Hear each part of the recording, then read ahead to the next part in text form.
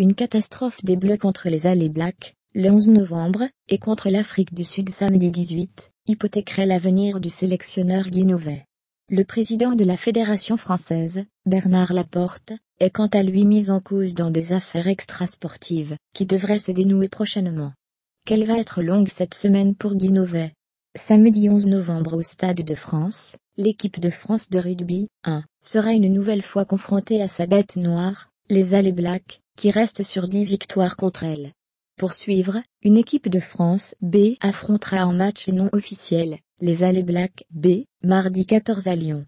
Puis le 15 de France recevra ensuite la visite des Africains du Sud, qui leur ont infligé une leçon lors de sa dernière sortie internationale, le 24 juin. Une piquette, 34-12, 4 essais à 0.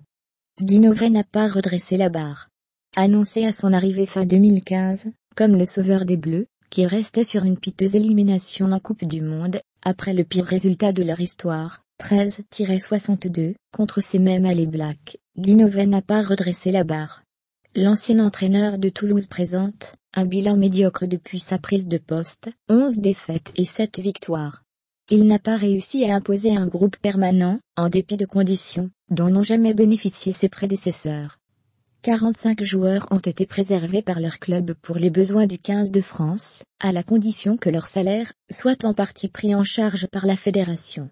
Lire aussi, Bernard Laporte sous le coup d'une enquête.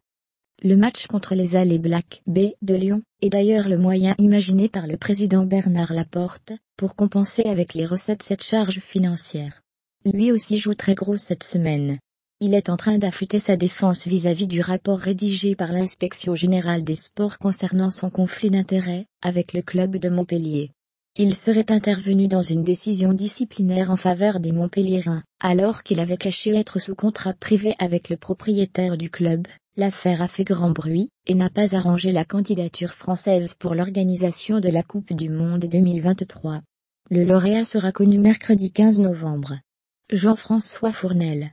Le 15 de départ contre les All Blacks, N. de Quing, T. Thomas, G. Doumarou, Monsieur Bastaro, Y. Huget, A. Bello, Ouvreur, A. Dupont, Demi de Mêlée, K. Gourdon, L. Picamol, J. Cancoriet, P. Gabriag, S. Vahamaina, R. Slimani, G. Guirado, Cap, J. Poirot.